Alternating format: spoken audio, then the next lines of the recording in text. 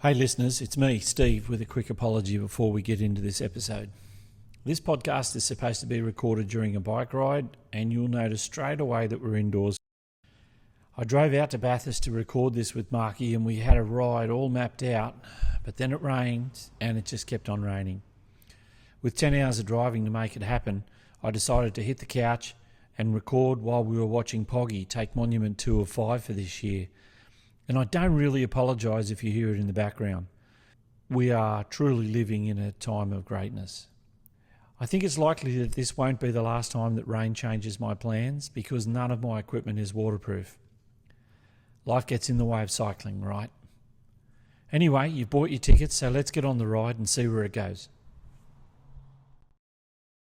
Can you count to 5, please? Yeah, 3, 2, 1, 4, 5. Bingo. G'day listeners, welcome to episode 2 of the Mike on a Bike podcast. This week we're in Bathurst talking to Marky Simons, and from the intro you can tell he's a bit of a character. But that's what It's I lighthearted. do when I'm instructing. You know, when you know there's 5 seconds to go before the next interval, you only count from 3. Right. Because 3 seconds can become 5 seconds. 3,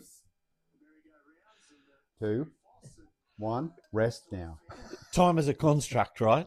We made that shit up. We made that stuff up. Like, who came up with that stuff? Why does it need to be a thing? I've known Marky for a long time. We used to race motorbikes together back in the 90s, that's where we met. He's the kind of guy that after you've met him, you'd vote for him. My 2 policies that I want to implement when I run for Parliament. I don't know whether we've discussed these. But We haven't, but it's definitely time. You've got the option to drive a left-hand drive car here in Australia. I want to buy a left-hand drive car because they're cheaper, because most of the world drives on the other side of the road. I can buy my Dodge Ram, convert it to electric, drive it on the left-hand side drive. What we might be talking about then is Fiat Puntos, right? Fiat Puntos. Right. Yep. Which are terrific little cars. We've all spent time in Europe, even watching a bike race and seeing what the cars on the side of the road are. If you could walk into the dealership and say, I don't want the $25,000 Corolla, I'll have the $12,000 left-hand drive Punto. Yeah, Big then advantage. it's a good, okay, good. Platform 1, tick. Second policy, your windows can't wind down at over 40 kilometres an hour.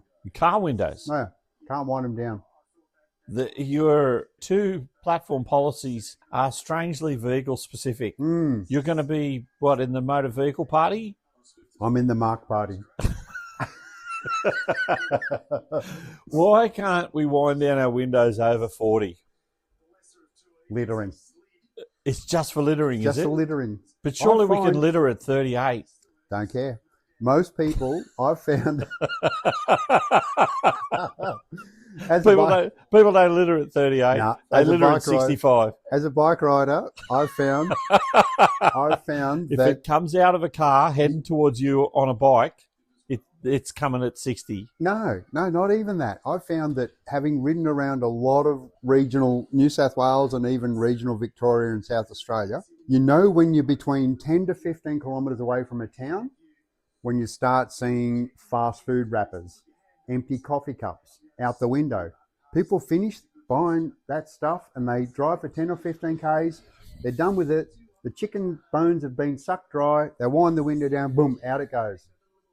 If they couldn't wind their windows down when they're in the 100K zone, That Then- shit's not coming out. it's It's coming staying out. in the car. Staying in the car. Till they're driving 40K an hour. And are you going to slow down to 40K an hour just to hoik that shit out the window? Probably not. Because that triple road train behind you is going to be like,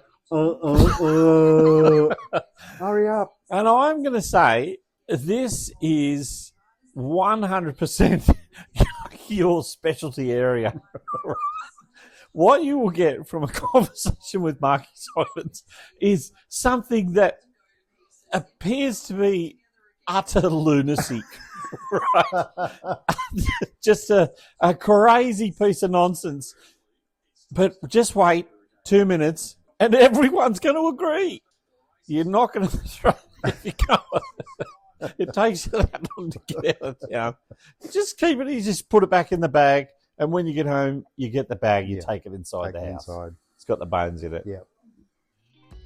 Mark and his wife Raywin moved to Bathurst 20 years ago, started a business, raised a family, and now they're grandparents trying to retire. Even though I've lived in the country for 10 years, I still feel like a city kid when I go to visit.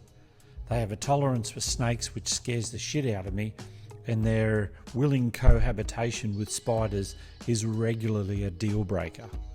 You've got a big spider hanging down there. You see it up there? Nah, that's not a big spider. It's not a big one. If I see a big one, I swear to you, I'm going to be saying goodbye from inside the driver's seat of the van. Like the rest of the internet, Marky and I strongly believe that it's not as much fun to get our facts straight. It doesn't seem to bother us. Really, just because sometimes you gotta believe, right? You gotta. Now, this is the second time that I've come out here It's like to go donuts. cycling with you. Sorry, it's like donuts. Yeah? You know, they were formulated by an American food scientist. The donut. The donut, the standard sugar-coated cinnamon donut. It was formulated to a precise mixture of the perfect fat to sugar balance that the body just craves. It's the perfect balance that interfaces with our receptors. That goes, that is good. I can't tell whether you're endorsing donuts or whether you're I absolutely endorse a donut. donuts get a big tick from you. Big tick. So you can eat a box of 12 donuts and not be full. Your body says, keep eating me.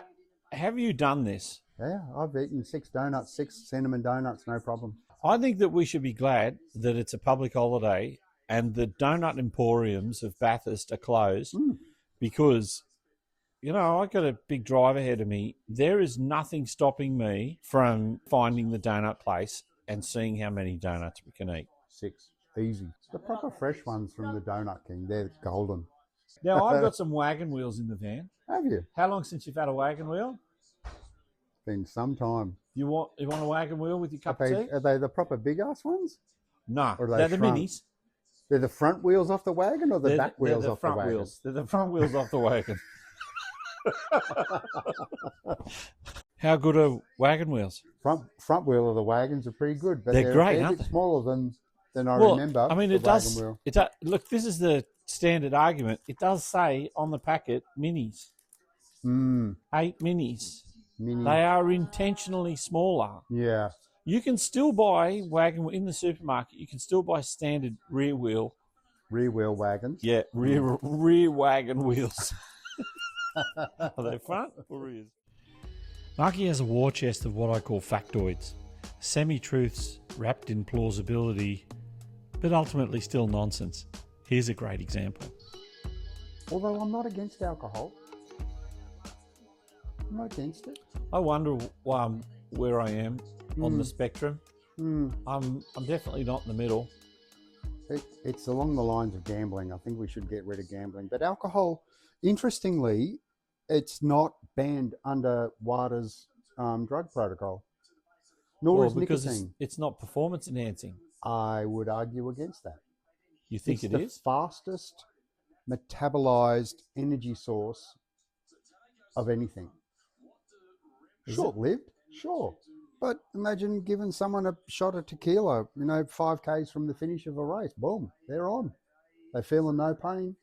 They're fired up. Or maybe some spicy rum, because when you're on rum, you want to fight. Maybe give them a shot of rum. Other fighting liquors are available. Yes. Yeah. I'm still laughing at the thought of the peloton pulling up for shots, then rolling out for the final sprint. I think a lot of people would tune into bike racing for the wrong reasons. Anyway, it's also true that I too have some issues that I'm dealing with every day. Shitification. That was the word of the year a couple of years ago. Shitification. So, shitification, or you can see it on the screen now, is the name for the inevitable decline in service and or product that corresponds with an increase in price it's especially relevant in technology. So things like Amazon Prime costs you $4.95 a month. You think this is great. 12 months later, now there's a Prime Plus subscription, which is $8.99. And if you still want the $5.99, you have to watch some ads. Yeah. That's enshittification. It is. It just gets a little bit more shit over time. So then you got the Super Platinum Plus, right? Which is Ultra 4K, 6 screens, as many downloads as you like, and plus you get no ad. But 12 months later, we're just going to introduce limited advertising. There's ads at the beginning now. So you start the thing and it says, oh, we're going to give you 30 seconds of ads, but your feature presentation is ad-free. Yeah. 12 months later, there's an ad break in the middle where you can get up and you can go and cook a chicken schnitzel. Yep. And 15 minutes in the air fryer and come back. The ads are just finishing. That's enshittification. It is. Marky and I are both bike riders, and we were watching a bike race on the telly. So it was inevitable that at some point we would discuss cycling. It didn't last long though. I think like most cyclists, when I watch a peloton like this, climbing a hill, there's 8 wide, there's people on the sides of the road. All I can think is, why don't they crash more often? Yeah. Because I would not be able to ride that close to somebody else for more than a minute without us tangling somehow and someone's going down. Yeah. And these guys are doing it at 40 on cobblestones. Yeah. Wet cobblestones. Their skill set is next level. Yeah. It really is next level. When I was traveling a lot in the car going to bike race, a bag of chips was the go-to. Had to stop eating bags of chips. So we just stop into a fruit and veg shop and buy a bag of carrots. Carrots are great because you get that chewing, crunching. Yep. You don't have to refrigerate them. There's just a bag of carrots. And when you finish, you just wind down the window and hawk that little end out the window. Not the bag, though. Not the bag. I thought I had a bit of a horror moment then when I thought what you were going to say was wind down the window and chuck the plastic out. No, chuck the little head of the carrot out the window. Yeah, out the window. Which gets me to one of my... Is that littering? Is throwing vegetable matter out the car, is that littering? I don't know. We'd have to consult the local constabulary on that, but I would have thought they'd pin you.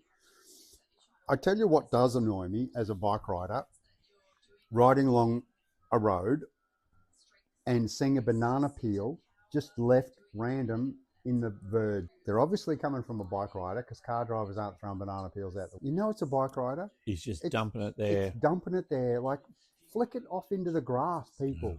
Don't just drop it in the bike shoulder. We know it's you. But because it's just litter. What's the limit? Like, if you've just been fishing... If everybody's doing it. And you've got... Sides of our roads are just covered in shit all the time. You've got the remnants of your filleting. You've got a couple of fish carcasses. Yeah, you've got a bucket full of guts. Yeah. I don't know. It'll break down. So that's pretty much why we've got littering laws, right? Because everything you throw out of the car, including the end of the carrot, it is littering. It is littering. If you're worried that these two wafflers aren't going to discuss the big issues, then now is the time to focus. We got you covered. I buy all these random ice creams. I get Woolies to bring my shopping in. The bloke knows me, comes in the back gate of the shop, puts it next to the van, knocks on the back door. Hey, Steve, here's your groceries. And that works really well. Once a week, once every 10 days, something like that. Order but of course, I'm scrolling through the. I say, right, I've got to get some ice creams. What am I going to have a look? And the first thing I start off looking at is what's on special. Yep. And I quickly realised that if you buy the ones that are on special from your local Woolies, and of course when you're looking at the list on your phone, the specials could be store specific, right? And that's because they've got too many gate times and they're about to hit their date, right?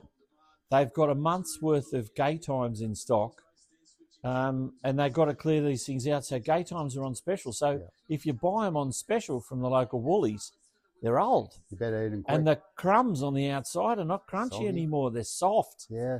It's the same as the specials board in a restaurant. Yep. And I always used to, this was one of the funny things about me and my former wife.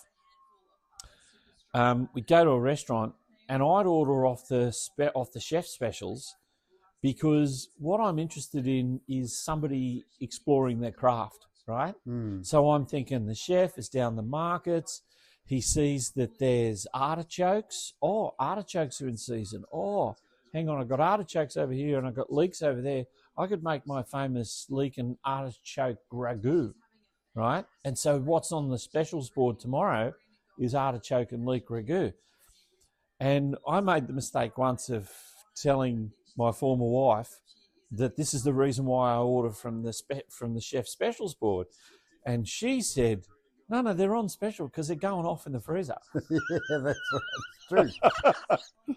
And it was, you can still hear the sound of that pin going into the balloon and the thing exploding in a lifetime of disappointment. That's one of my things ruined now. I can't order from the chef specials anymore because it's lamb chops. They've been in the fridge or freezer too long. They're just about to turn. They're turning. I'm the opposite. I never order off the specials board. Right. I figure if it's that special, it should be on the menu. I don't order fish unless I can see the ocean. But there are no guarantees that if you're eating in a seafood restaurant near the ocean, that the fish come from just over there. Absolutely no guarantee. It's just a comfort thing. It's a comfort thing. That's all it is. You just make this wild assumption. Yeah. I'm not ordering snowy mountain trout when I'm at Bondi. No. No. Because it's still got to come through the DC in Wetherill Park. That's right. Exactly. Now, I know what you're thinking. When are they going to discuss transport, right? After all, it was these two plonkers that started the discussion about building an Australian electric car. Come on, you wankers. Solve our transport problems. Was it you that come up with the idea, why aren't people just using mobility scooters as transport? Why aren't we? There's no reason. It's only stigma, right? That's right.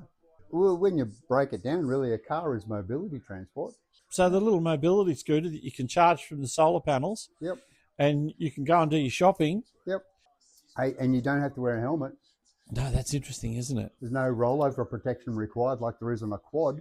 And what's the definition of a mobility scooter? Like if I take the cutter deck off my ride-on mower, is it a mobility scooter? It'd have a wider track, probably a longer wheelbase than a mobility scooter. I'll put some skinny tyres on it. I'll skinny them tyres up. Just because it's petrol powered, it's not electric. Oh, Shazzy had an electric one. Electric mower? Yeah. Ride-on? Yep, Yeah. electric ride-on. Yeah. On one charge, it would do most of the block, most of a 1 acre block. So from here, 6 k's to town, I'd get to town. Yeah, you get to town, no worries. Plug it in. Yeah. Come back. Why do we need a car? Why does it actually have to be a 5-seater car? Why can't we all have little portable mobility devices for ourselves? Or why isn't it a utility? It's a electric powered horse and cart without a horse. Basically, yep. You sit up on the front and you got a big old tray in the back there. Yep. You mean like a ute? Like a ute. Like a electric like a ute. big, simplified, tubular framed, electric powered ute. But my next one is definitely going to be electric. But my next one's going to be a motorhome. It's not going to. I'm going to order an off-the-shelf motorhome. Next one, out of the brochure. Have you seen some of the Chinese electric motorhomes that are coming out? I have not. BYD are making their own full in-house production. Yeah, right. Full electric. That's me. It's like a little mini truck. Yep. But it's got an apartment on the back of it. Yep. All self-sustaining. Yep. I would have that. The only thing it needs is water. Yep. And a buddy of mine's got a big motorhome, like a Greyhound bus style motorhome. Yep. And he's got his own water capture on the roof.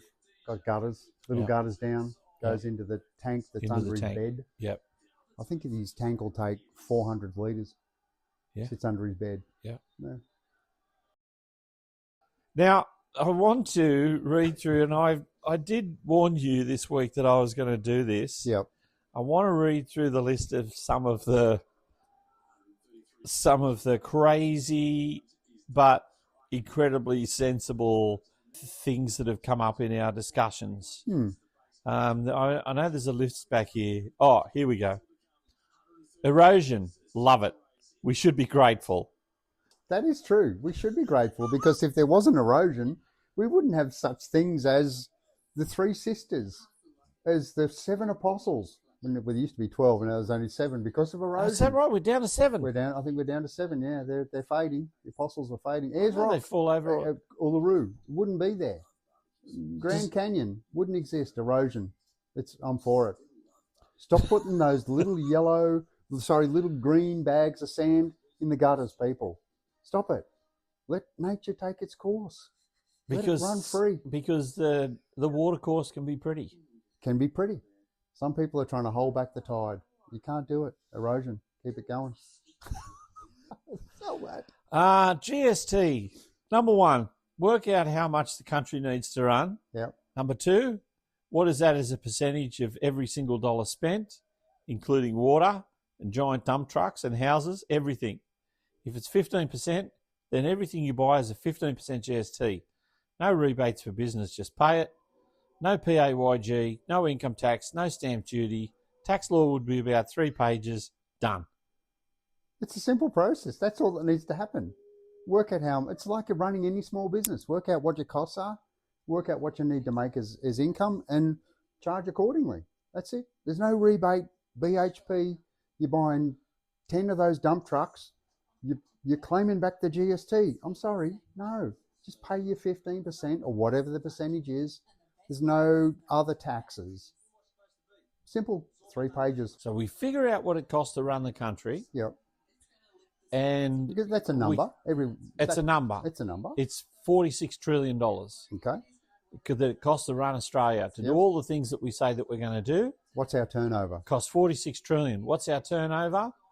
680 trillion. 46 trillion is a percentage of 680. 18.2. And so that's what GST is. Call it what you want. Call it GST, call it tax, call it whatever. But that's on every single transaction. There's no exemptions. It's fruit and veg, water, everything. Everything's on it. So if you don't buy, then you don't pay. We're down to tax law is 1 page. 1 page, 10 point. You got to zoom in on it, but it's an easy process, and it changes. It's still, the percentage is still the same, because as costs go up, so does the turnover. It still stays the same. And we have a once a year review. You might be flexible, but it wouldn't need to be that much. We'd have to have review because the government, as part of the political process, would say, oh, we're going to do this other thing, which increases government expenditure. Yeah. And there's no resulting increase in turnover. Like it might be, oh, we're going to do free childcare, or we're going to give free universities. With all the big issues covered, it was time to bring the show to a close. And so I asked Marky the same question that I ask everyone. We have to wind it up, right? Right. We have to close out. Yep. And what I ask everyone is, what message do you have for the listeners generally? But also, have you got a message for yourself when you listen to this in 12 months' time, 2 years' time, 5 years' time? Oh, that's right. I did that podcast once with... I wonder what I was going to say to what I was going to say to Future Mark. Yeah. What am I going to say to Future Mark? There's an interesting vodcast thing on the ABC called If You're Listening. And he did a series called Black Swans. The idea of the black swan is it's the unknown, right? Because the Europeans had no idea that there were swans any other colour than white. And they discover Australia and they're wandering around, they go, fuck me, that's a black swan. We didn't even know. The Black Swan series was based loosely around this series of letters that clever people in the 50s in the South Australia, the ABC commissioned a whole bunch of thinkers to write a letter to future generations, talk to your grandkids, tell us what the future looks like. It's actually really quite well done. It's well made. It's well crafted, modern, deep dive journalism, right? If we're going to write a letter to the Mark in 5 years that's listening to this, have you got a message for him? Crikey. Love my wife more. How can I love her any more? I'm at 100% already. Yeah, already at 100. I'm already at 100. Even though I can't give any more. Love is one of those things that's you've either got it or you haven't, right? Yeah. Mark, in 5 years' time,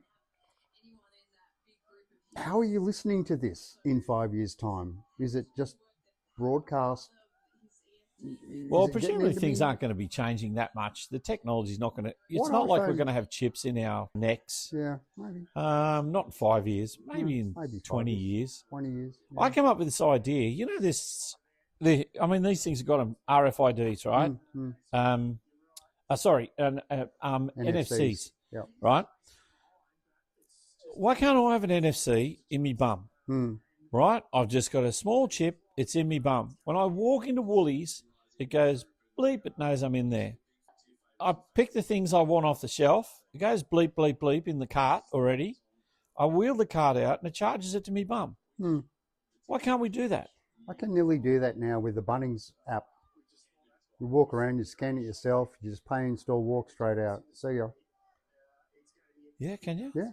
You just open up the scanner and scan it. Boom. How many you want? 2. Boom. Pay in store. Show your receipt on the way out. See ya. Avoid the queues. I do it all the time. It's brilliant. So hopefully Marky in 5 years' time will still be doing that. Right. Yeah. Keep using that.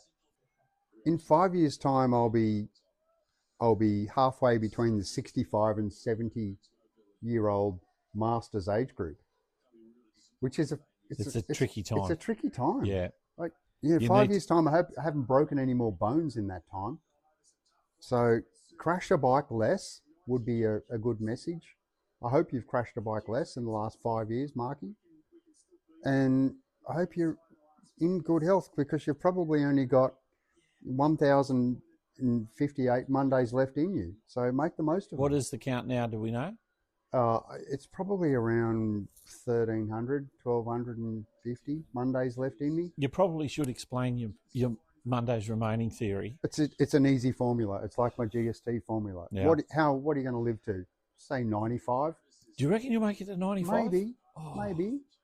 Even if I make it to 90. But you'll be buggered, won't you? Maybe. Won't we all? If I keep looking after myself, I won't be. I'm pretty shit now. I can't do a squat now, and I'm only 58. But why do you need to be able to do a squat? Well, they've got to get down to put the key in the roller shutter. Well, then move the key hole up. It's at the bottom, bro. Get a remote. So my message to Steve in 5 years is, dude, I hope you got that remote for the roller shutter by now. Can you use it on your RFID chip off your phone? Put an NFC on there and just boop, door goes up. Yeah. So my theory on how many Mondays I've got left, it's easy. You say you pick a number. I'm going to live to 90. How old am I now? 63. That's 90 it. minus 63 divided by 52. Yeah, there it is. How many weeks That's you got? the Mondays you That's got. it. Yeah. Do the math. Yeah. Work out how many you've got. Yeah. Makes you grateful for every Monday. When people come in and say, "Oh, I had a good weekend, but it's Monday again," I said, "I love a Monday. I love Mondays. I love waking up because every day I wake up, I get a PB. Yeah. Most consecutive days alive. And I use that quite a lot. Gold. Yeah. Absolute gold. It's gold. PB this morning. Yeah. Yeah. Shooting for another one tomorrow. So that's it, Marky. Value your time. No worries at all. Thanks for visiting Verona. Verona, the Girona of the Central West. It's where cyclists come to retire. It's where they go to hibernate in winter. Beautiful. Well, thanks very much. It's been a terrific chat. Been great having you down here again. Let's do it again. Let's do it again soon. This week's podcast episode was made on the lands of the Wonnarua and Wiradjuri peoples. We acknowledge them as the traditional custodians of this land and pay our respects to their elders past, present and future. I would list the authors, producers, sound recorders, editors and directors of what just happened, but we all know it was me and that I was assisted by the dog. In the next episode, we tune into the thoughts of one of my newest friends, and I promise it will be recorded on a bike ride. Stay safe and keep riding.